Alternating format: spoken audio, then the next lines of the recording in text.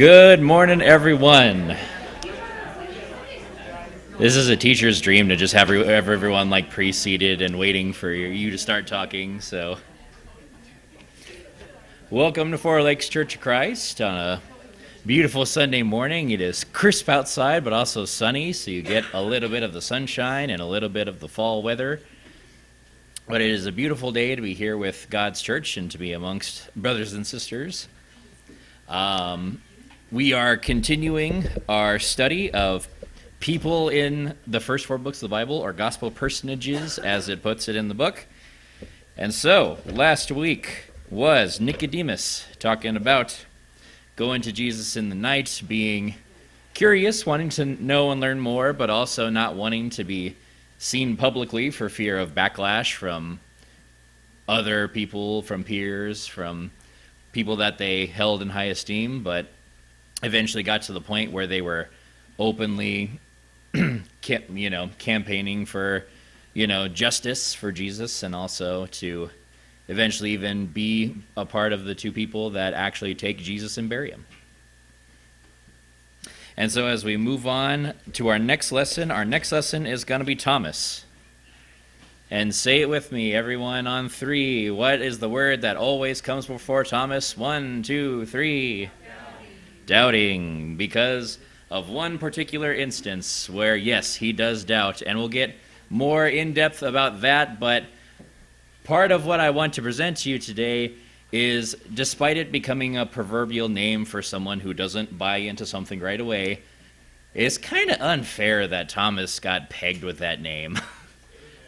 And so let's read about it. Let's read about some other instances. It's just an interesting side note, is that Thomas is Aramaic, that means twin. He is called this throughout the time that he's mentioned in the three instances that we're going to read, which is exclusively in John. Thomas is only ever mentioned by name in John. That seems to be almost not quite a constant thing, but there's a lot of stuff that John talks about that the other Gospels don't really touch on, at least in a specific detail. So Thomas, only mentioned in John, also his name meaning twin in Aramaic. Sometimes, as I think we're going to read, he is also called Didymus, which is his Greek name, which also just means twin. Which is kind of interesting. Like, a lot of times the apostles are referred to by different names, and usually they have similar meanings, or meanings that kind of like intertwine, but very rarely do we see someone who has the Aramaic and Greek name that literally mean the same thing, which is twin. And we also don't know in particular who Thomas's twin is.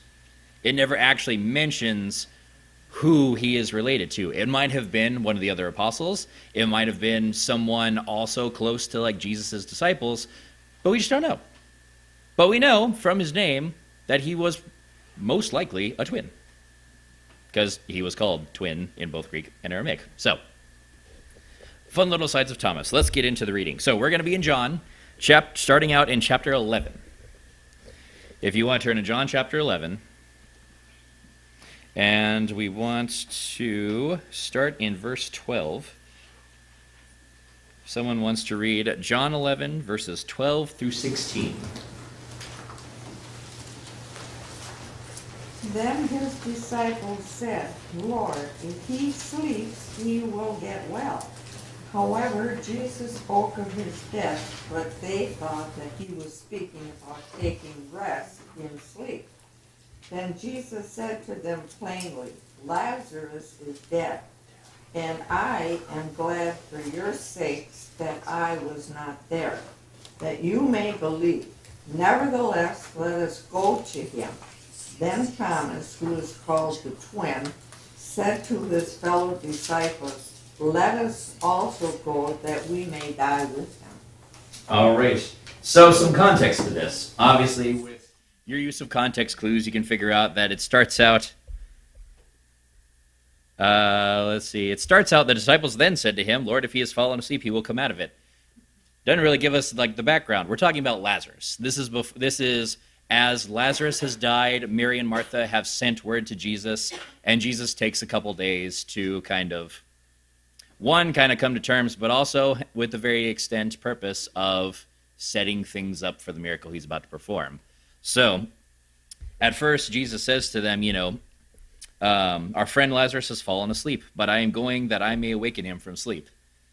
And so the apostles, not realizing that this is a bit more metaphorical, a bit more flowery speech, they're all like, oh, well, if he's asleep, he's going to wake up. Like, why do we need to go visit him? That's not that big of a deal. And Jesus has to go, guys, he died. Get what I'm saying here. And so, also some context to the overall kind of what's happening now. Jesus is in the midst of kind of traveling around and teaching and performing miracles and the such. But also, at this point, he is very much butted heads with the Pharisees many times. They've gone to him multiple times, asking him the questions meant to trip him up, trying to get him to break the Sabbath or to say that he breaks the Sabbath, all these things, and he's answered them, and he's, countered all of the, tricks and traps that they've done. And so now the Pharisees and the people that follow the Pharisees are very much not Jesus fans. And so the reason that the apostles react in the way they do whenever he says, oh, let's go back to that area, is there's a possibility these folks might try and hunt him down and physically drag him somewhere and maybe execute him. And so the apostles are like, oh, okay, but you realize they're gonna they're in their minds they're just thinking Jesus is gonna get himself killed. They can't see past the literal danger right in front of them of, this isn't Jesus' time, this isn't how he said it would happen. They just see danger. Angry people want bad things for Jesus. We cannot go there. But as we see here, Jesus has a much higher purpose. He knows that despite the anger and the hate in people's hearts, that he's the Son of God, that he has a purpose on this earth, and that he needs to go carry out that purpose. And so he says, after he says plainly, Lazarus died, I am glad for your sakes that I was not there, so that you may believe. But let's go to him. What does that statement right there say? I am glad for your sakes that I was not there, so that you may believe. What does Jesus mean by that? Yeah. Well, I think what he means is now he can prove he is the Son of God by raising Lazarus. If he would have been there when Lazarus was that sick, he would have healed him, but nobody would have believed he was the Son of God. It would be, and again, this is all in perspective, it would be a little easier to pass off healing someone who's sick Right, back to health. right. It would be possible for someone to feign sickness and then suddenly, oh, I feel good again as soon as you wave your hands over me. You can't fake being dead, y'all. Especially, of course, in the modern day, we can test people's pulses and see how much oxygen is in their blood and all these fancy things. But back then, it's cool, no pulse, no breathing, that's dead. And so, it was a few days, so yeah. probably a little snow. Okay, you're beating me to the point. Yes. Sorry. No, exactly. And thankfully, it's the point I'm just about to get to, so that's great. Yeah. I love segments, they're great. But not just a day dead. Someone can camp out, if they're covered away and no one can see them for a while. But after, how many days? He had just waited 2 days. And then they go and travel another couple of days to get to him. Yeah. This isn't just, I thought I was in the neighborhood, I'll pop by. They took the time to get there. And this guy has been in there for longer than anyone could possibly realistically try and fool people. Lazarus is dead. And so, yes, Jesus is letting them know, I'm glad that I wasn't there. One, because people would try and pass it off as a trick. But since now we're going there at the exact time that it's supposed to be, in the way that we're supposed to be, that there is no question that this is a miracle. Yeah.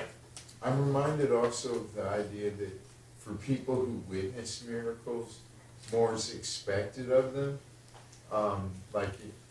In this case, believing. If you've witnessed a miracle, you're more apt to believe in certain things. Yeah. Yeah. More is expected of you. Mm. Sometimes being a witness can be hard, especially being a witness of something miraculous. We don't quite have the privilege of getting to see the physically impossible things, the raising of the dead and that kind of thing back in biblical times. But sometimes seeing something miraculous, you can't explain it because there's this mindset of like, just a person's word isn't necessarily hard empirical fact. So trying to explain something that's beyond human comprehension becomes very difficult. And so to actually go and be a witness for something that is intangible is really hard. Because oftentimes, when people aren't receptive, they write you off. It hurts your reputation in their eyes because they start to think, oh, well, this person's just seeing things. It's talking about nonsense. And so, yeah, being a witness to something like that is very hard. And even more so in this day, seeing things like that and spreading it. Some folks would be very much receptive to it, but then some people just straight up put up a barrier no matter what you say. The Pharisees, especially, at this point, it doesn't matter if Jesus actually healed a sick person, the Pharisees almost don't want to believe it because that would be giving Jesus credit. And so, yeah, Jesus has set this all up so that it is indisputable, that no one can go and claim, oh, Lazarus wasn't really dead. No, everything is set up exactly as the Lord willed it. And so, they decide to go on their way. And here we lasso that point on back to Thomas. And there's Thomas at the end. What does Thomas say? Well, heck, if he's going to go and get himself killed, let's go with him and also die with him. Which sounds a bit fatalist, but going with someone, despite the very high likelihood of, if not execution, very heavy punishment, that's a decent show of faith, y'all. That is faith that, if nothing else, that maybe Jesus can't escape like physical death, but he's still the guy we want to be with at the end. He's still dedicated to Jesus to go with him to the bitter end. There's something very heroically romantic about that, is, yeah, riding into battle even though the odds are against you, and if we die together, we die as heroes. And so obviously that's not what's going to happen. That's not what Jesus knew would happen. But here Thomas is showing at least some spiritual strength in, this is the guy I want to follow. This is him. If he says we're going to go there, let's go there. Forget the consequences. Throw all the fear out the window. Jesus is going, I'm going. Yeah. For the record, that doesn't sound very unbelieving. Yeah. No. Or doubting, you know. Yeah. If there was a shred of, oh, this might not be the actual way to go, why would you just walk into the lion's mouth? Like, yeah. Sorry, did I see him again? Oh, yeah, sure. You were talking about how hard it is to be a witness sometimes, and I don't know if we covered this or not, but in chapter 12, verse 10, the chief priest tried to put Lazarus to death again. Yeah. So he was the evidence, and they tried to kill him again, or they wanted to. Yeah. Whenever people try and stack up the case against you, to the point of hiding fact, of ignoring the truth, of hiding the evidence, yeah. They were at such a point where they couldn't let Jesus be right. And again, a lot of times whenever you heard the Pharisees speak of Jesus whenever Jesus wasn't there, they didn't necessarily deny that he was a great prophet. Their main concern was the people are starting to believe in him. The people are starting to follow him. Their concern wasn't his actual, his actual validity as a prophet, but the fact that he was getting more followers than they were. He was taking believers from the Pharisees, and they didn't like that. They didn't care about being right or wrong. They just wanted the power. They wanted the fame. They wanted people to believe in them, and not this random guy who popped out of Galilee. Yeah. I think maybe there's a lesson to be learned in Thomas also, that it's okay to doubt sometimes. It's Yes. okay to not believe certain things. And that's what we're going to get to in a little bit. But yeah, no, that's a very good thing. Yeah, we'll get to that in a little bit. In fact, that's a good segue. Let's move on to our next read. So, let's go over to chapter 14 of John. And if someone would read the first 6 verses, verses 1 through 6.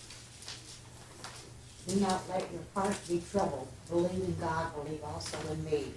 In my Father's house are many dwelling places. If it were not so, I would have told you. For I go to prepare a place for you. If I go and prepare a place for you, I will come again and receive you to myself. And where I am, there you may be also. And you know the way where I am going. Thomas said to him, Lord, we do not know where you are going. How do we know the way? Jesus said to him, I am the way and the truth and the life. No one comes to the Father but through me. All right. So, as Jesus says, let not your heart be troubled. You believe in God, believe also in me. In my Father's house there are many mansions, dwelling places. Does anyone else have a different word for that? A song that Carrie taught me from her youth group days. It's a big, big house with lots and lots of rooms. With a big, big table with lots and lots of food. What is it? A big, big yard where we can play football.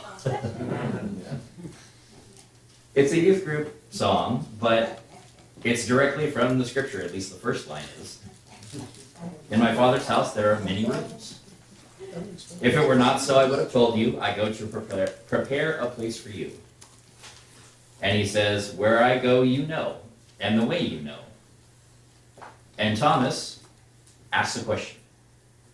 He says, Lord, we do not know where you are going, and how can we know the way? And Jesus doesn't rebuke him. He doesn't get on his case because he asked a question. Again, we see the apostles thinking about things more literally. Yeah, thinking more of it as like, wait, you haven't given us a map to your house. You haven't given us a path that we walk physically. And Jesus goes, no, I am the way. You know the way because you know me. As he says, you believe in God, so also you believe in me. Jesus is the Son of God. And he says, if you believe in what God says, you believe in what I say. And that's the way.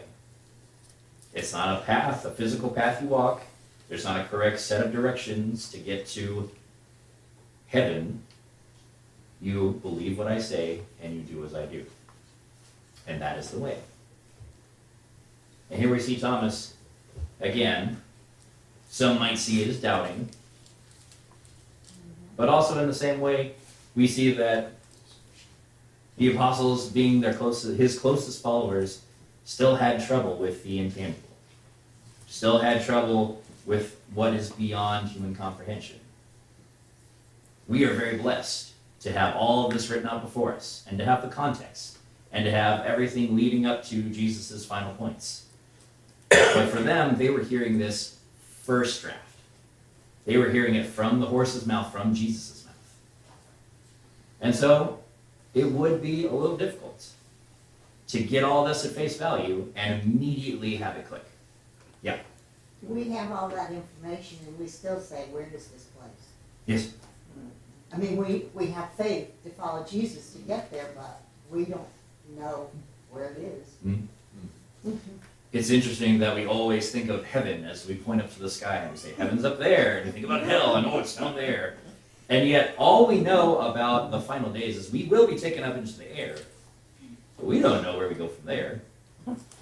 It might be, in some cases, some people believe that heaven is here, and that we literally can't comprehend it. We can't, it's this, in the same way you would think about an alternate dimension, as if it's in the place, but just the Lord is the only one who can take us there, who can cross that boundary. And you know, all of this is speculative. And in many ways, as long as we keep the point of heaven, of what heaven is, of like where we're going, what it is, then sure, it really doesn't matter where heaven is, because the Lord is bringing us to it. In fact, in the scriptures it says the Lord is bringing heaven to us. Yeah. Well, sometimes we can get so ingrained with the thought that we thought or action that has happened in our family or whatever for years and years and years. And that just gets locked in your mind. And then it's almost impossible to, very, very tough to accept something else that's different from what you've learned all your life. And you just say, I don't accept that. And that's what happens. That's why we have to be careful when we're talking to people, because this could be their situation. Not give up on them. You know, Brings to mind. Maybe you have to change your delivery a little bit, but be open to do that so that you can make them understand better. Yeah. Brings to mind the saying, you miss the forest for the trees. You're so focused on that one tree that you can't see the rest of the forest and what's going on. Yeah. Walker, and now you. Yeah, I guess I'm inclined to believe that heaven is on earth.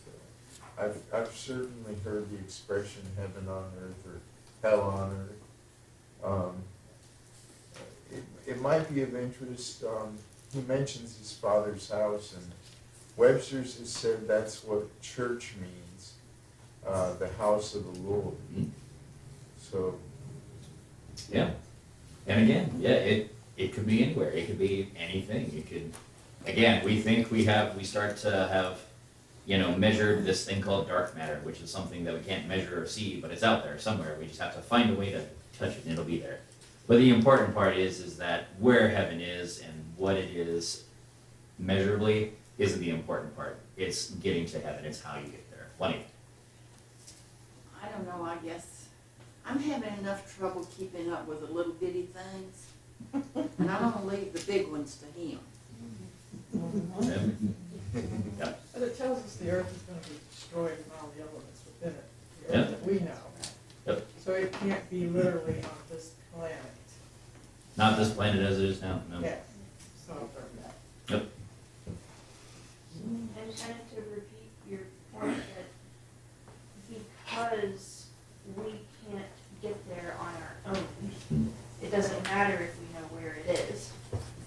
Because if you don't know where it is, how are you gonna get there? If you can't get there, it doesn't matter where it is. It's that circular process. It kind of brings to mind the story of the Tower of Babel. How men thought they were going to build a tower up to the Lord, and they were going to find him. I don't think that the problem was God was worried they were actually going to build all the way up to heaven. It was the mindset.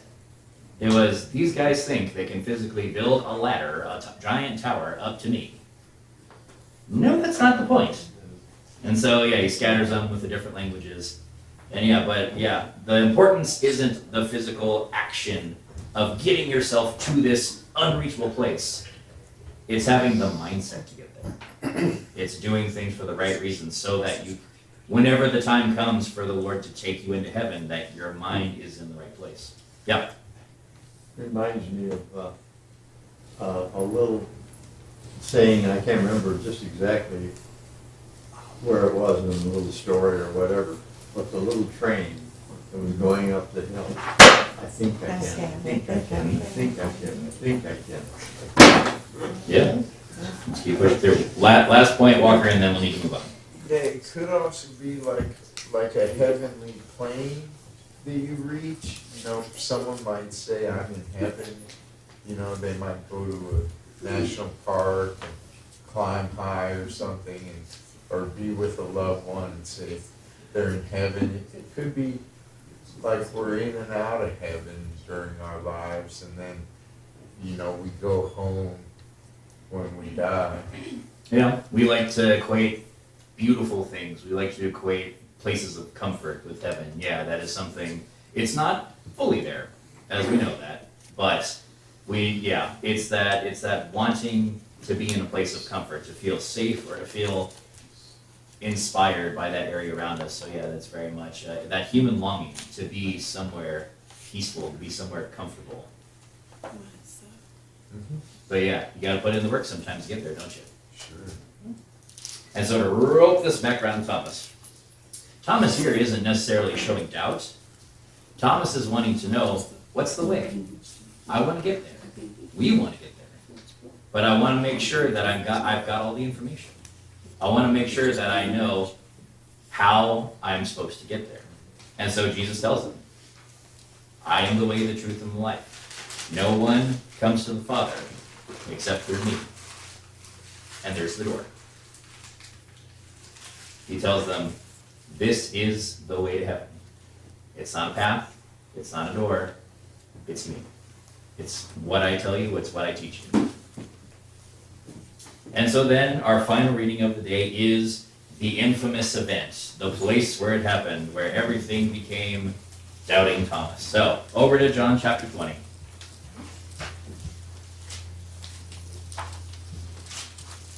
And down to verse 24.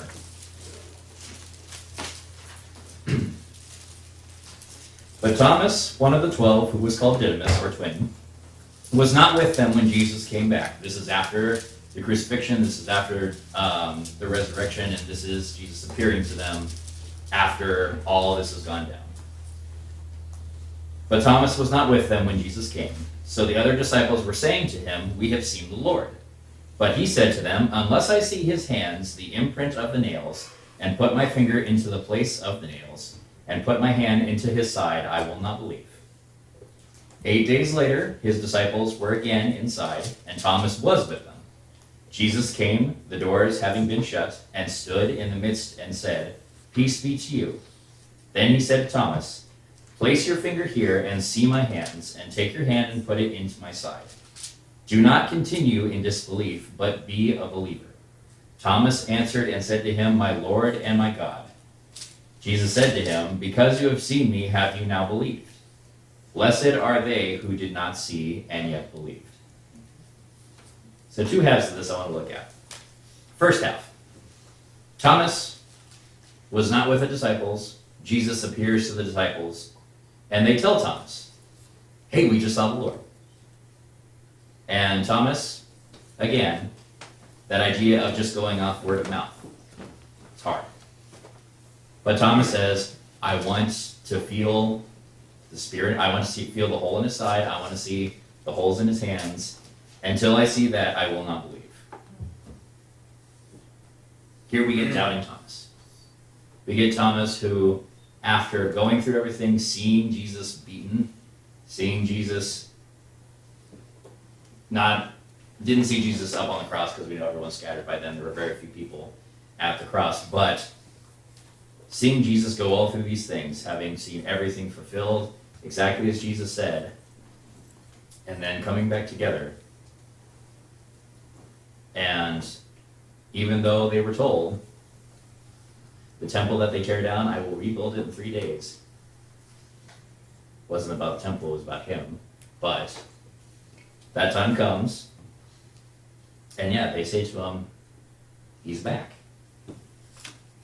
And again, Thomas wanting to make sure he has all the information, wanting to make sure that what he's buying into is truly the right thing, says, I want to see the physical evidence. And so then, everything comes full circle. He's back with the apostles and the disciples, and Jesus. It's interesting, the way that John words this, it almost kind of makes it sound like Jesus appeared in their midst. Because it says, 8 days later, Thomas was again with the disciples, and Jesus came, the doors having been shut, little parentheses there, and stood in their midst and said, peace be to you. He doesn't just make a grand entrance where I always think of there's a fantasy movie where a guy who's thought dead, like pushes these double doors open and he's covered in water and everyone turns and is like, whoa, he's alive. And it's very dramatic and big. Jesus doesn't do that. He could have.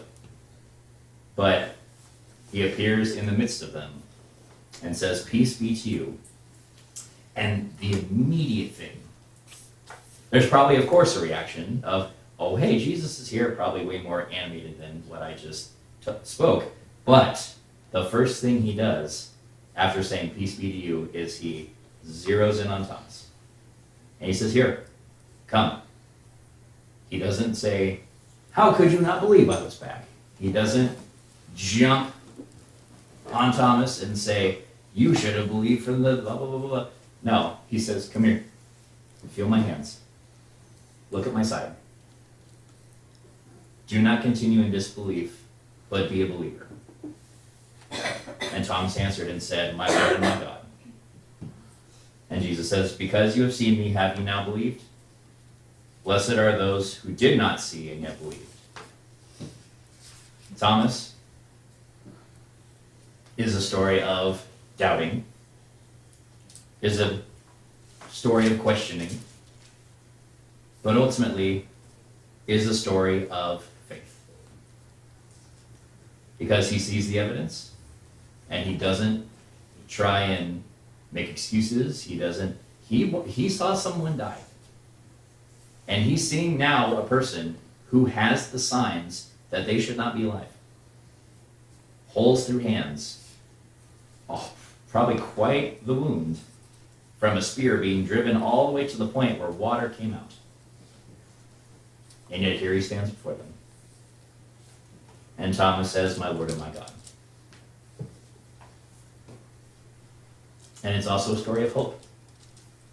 A story of hope for people who did not, and do not get to see Jesus physically in person. Because the Lord says, Blessed are they who did not see and yet believed. He's not taking away from the faith of those who got to see him, but he wants to encourage those, very much knows that he's speaking to us. So the Like people, all of us. yeah, literally us, today. Literally us, people in the Middle Ages. Literally people back in the 40s. And yes, us after Jesus' ascension. To take hope, because blessed are those who saw me and believed. But blessed are those who do not get to meet me in person and still believe. And even afterwards, Jesus does not rebuke Thomas. He says, because you have seen me, now you have believed. He wants him to know, yes, now that you've seen the physical evidence, it's easy to believe.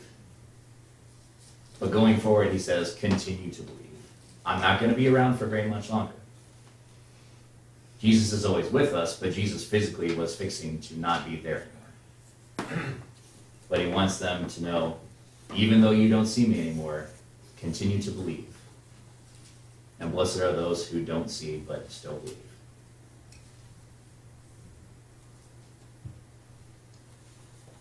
Yeah, any thoughts from that? Yeah. He basically accepted the same evidence that the other apostles saw. They saw him the week before, which was, by the way, on the first day of the week, and this is another first day of the week, that Thomas is there. And it doesn't say that he touched him at all. Just when Jesus said, here it is, he said, My Lord and my God. He doesn't indicate that he actually had to touch him. He just saw that he recognized him. Yeah. Yeah. The challenge of I want to feel the holes in his hands, I want to feel the wound in his side, might not have been I'm completely cut off the idea that Jesus is back unless I touch him. It was maybe even kind of coping with, I want to see Jesus again. He might have been grieving, yeah, emotionally compromised, and just did not know how to express, I just want to see Jesus again. And yeah, that's an excellent point, that it doesn't necessarily say that, yeah, then he walked up to Jesus and felt the holes, and then he believed. He might have just seen Jesus and gone, My Lord and my God. Yeah, sorry, I saw him back there. Yeah. There's almost a miraculous aspect of Jesus answering something, this concern that he had in private.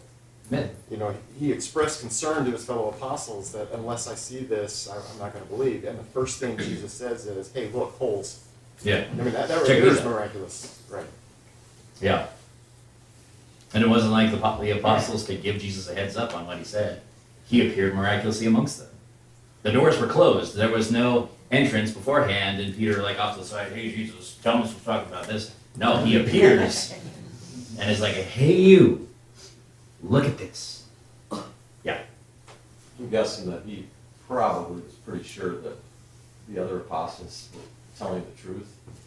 But he also probably realized that he would be a better servant after Jesus was gone, if he actually saw this. You know, after he went away again. Because he could actually tell people that he saw it. Yeah. Kind of another thought about that is that he wasn't with the apostles when they saw Jesus, but then later he was with the apostles. So it's not like he just stopped believing. Right. Right. Everything. He was still. Yeah. I think maybe sometimes we forget, all of these guys, there was more of their story that is not reflected in Scripture. We know a lot about Paul, we know a good bit about Peter and John, but they all were consumed with teaching the gospel. And there's extra biblical kind of historical evidence that talks about where they went. And they scattered, and they went to the ends of the earth, as it was known at that time. And Thomas has a great story. I don't now remember where he went, but he has a great story. I think he went to India or some region like that. It was a powerful evangelist, and it was completely driven by faith. So to me, Thomas, these stories about Thomas, it's he needed that certainty, but once he got it, it drove him, it consumed him, and they all had these great. If history, this extra biblical research, can be believed, which might as well, they all went someplace and they all did amazing things, and were known and loved for centuries after because of the connections that they had with these places. So all of them had, they were all great servants, and Thomas was right there with them. So I agree he should not be referred to as Doubting Thomas, but we do that. Yeah. This lesson can absolutely be titled "The Case Against Doubting Thomas." Yeah. But yeah, it's It was a single solitary act. Yeah. You know? yeah, and that's sometimes it's so catchy, it's easy to latch onto. It becomes such a proverbial thing that now kind of how we talked about getting so stuck in one detail that we don't see the rest of it. Thomas now is almost taught based on that one single aspect. And yet, after having seen all this, we've now seen that was one small thing that, unfortunately, to the general audience, kind of defines Thomas, but we know that that's not all there was to Thomas. Yeah. I think also, though, I think it was put there to show that, he doubted. He doubted. We doubt. Hmm. But yet, we can change ourselves around, study, learn, ask for forgiveness, believe, continue on. And I think that shows us that, Jesus didn't condemn him for that. There. He said, okay, see me, Yeah. He made sure that Thomas followed through. And He made sure that Thomas, after he saw things, believed. He said, do not continue to doubt, but be a believer. Yeah. I think it's another good point to, note that this was given to us for a specific reason, because you go just a tiny bit further, go to verse 30, it says, and many other signs truly did Jesus in the presence of the disciples, which are not written in this book. So there was many other things that were done, but it was chosen for us to specifically see this one, which again is what she's saying is very important for us to remember. Yeah, and it's interesting that John has many, many, many stories and details that the other Gospels don't include. And John also includes, what the little subheader there in the NASB says why this Gospel was written. And but these have been written so that you may believe that Jesus Christ is the Son of God. And that by believing you may have life in his name. John puts his Gospel together with very specific intent. Also, the rule to believe is not necessarily an absolute. I think that's an important lesson to learn.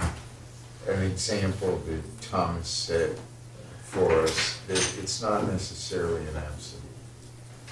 Yeah, and that's the kicker, is, sometimes we read about Doubting Thomas and we teach about Doubting Thomas and we go, oh yes, isn't this such a bummer of a story because we never have problems with doubt, right? And therein lies the lesson, is sometimes there will be doubt. sometimes we'll have to ask questions. It's not wrong as long as we come around to believe. As long as where we end up is Jesus. I think the more sightings that there were of him rising from the dead, the more people will believe. So it wasn't like everybody saw it at once. It was one little thing at a time, one person at a time, or two people at a time, or a group at a time, you know. Yep. Yeah, there wasn't just very concentrated, like groups where they set up, come and see Jesus. It was, he went and he taught and he performed miracles and signs for the others, Plus, some of these apostles had seen Jesus multiple times at that point. Thomas only saw it once and believed instantly. Yep. So we don't know if anybody else had any doubts. And it was just re-verified by seeing Jesus come back over and over. Yeah. The lesson of doubting Thomas is not that we're supposed to pigeonhole anyone who doubts or has questions as, they don't get it. They're not fully there. It's that those people can easily come around. They just need a little bit more time, a little bit more proof, a little bit more instruction. Sometimes a little more encouragement. I'm going to refrain from dipping into Baxter's sermon this morning, but I think there's a nice little carrying on of what we learned this morning. So, any other final thoughts? Yeah. This also shows Jesus' human side in that he, unlike in the Old Testament, where a lot of times God would come down hard if he had shown a lot of evidence and then you didn't pay attention. Jesus has the patience because it did come in human form. He does understand what humans need more physical evidence than, so I think that's part too. No, and kind of how we've been studying Hebrews. Jesus is a new covenant, is a better covenant, a more patient covenant. Thank the Lord. Right. Yeah. Any other thoughts? Yeah. I think, what he was saying too, the natural consequences of when somebody dies, all the different things that happen, Lazarus probably became a little smelly, and Jesus was wrapped in myrrh and all those wraps, and he came out, and apparently it's like 100 pounds of stuff that was around him. So, I mean, all the different things that just happened, and it was just so spectacular. That would make people believe. Also, didn't Jesus, not let anybody see exactly how he rose Lazarus from the dead? I think he kept people out of there. He had them stand back. He didn't necessarily have them turn away or cover their eyes. But no, he did. He made sure there was plenty of space. Probably also because he just wanted there to be absolutely no doubt that there wasn't someone else who snuck in and pretended to be Lazarus, or someone who was pulling a Weekend at Bernie's and making Lazarus lying around. Right. But the point is that yes, and he didn't. If you remember in the story of raising Lazarus, he didn't even go in and bring Lazarus out himself. He called out to Lazarus. There was no way he could have, again, even picked him up and carried him out. It was everyone stand back, and all he does, is call up to Lazarus, and Lazarus walks himself out of the tomb. So seeing things like that makes it easy to believe.